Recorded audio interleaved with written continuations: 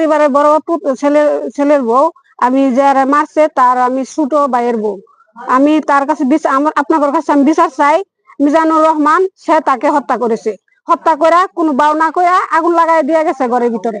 তা আমরা 4টা বাজে আমরা শুনছি, শোনার পরে দৌড়াদৌড়ি করে এই বাজারে পাহারা দাঁড়াইয়া আগুন নিবাইছি, গেট তালা তোলা ভাঙিয়া। তা আমরা আইসা দেখি যে ঘরের ভিতরে লাশ পড়ে রয়েছে। ছোট বোন রাতে 2:30 বাজে যখন আগুন নাট গেটটা করতেছে আগুন লাগছে তখন দূর করে আমরা আইসি, আইয়া দিই মেট গেটে তালা মারা। তারপরে আইয়া তালা পানি টানি দিয়ে তালা ভাঙিয়ে ঘরে ঢুকছি। ঢোয়ার পরে তারপরে দিয়ে লাশ একটা ঘরের ভিতরে মাইরা আজকে 3 দিন ধরে ঘরে ফেলাইতেছে। আমরা কোনো খোঁজ খবর কইতে দিই না। 3 দিন ধরে আজকে মারে থইছে। তারপরে পোস্টমর্টম করলো, দারোগা আইলো, পুলিশ আইলো, সিআইডি আইলো। তারা পরে কইছে কি মাথা টাকা দিয়ে মারছে, সুই দিয়ে মারছে। হ্যাঁ একটা গরিব আছে, হ্যাঁ মাথা ব্যবসা করে কইরে আজকে আমার বুন্ডারা মারছে। আপনাদের কাছে বিচার চাই, আমার বুন্ডার একটা বিচার করে দেন আপনারা।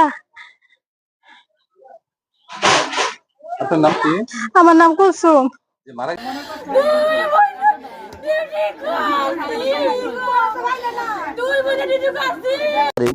রাত অনুমান 2:30 থেকে 3:30 ঘটিকার মধ্যে ইন্দ্রপুর ভিকটিম মারুফ আক্তারের যে টিন শেডের বাড়িটি, সেখানে তার স্বামী ডাক্তার মিজানুর রহমান, তার একটি ফার্মেসি আছে।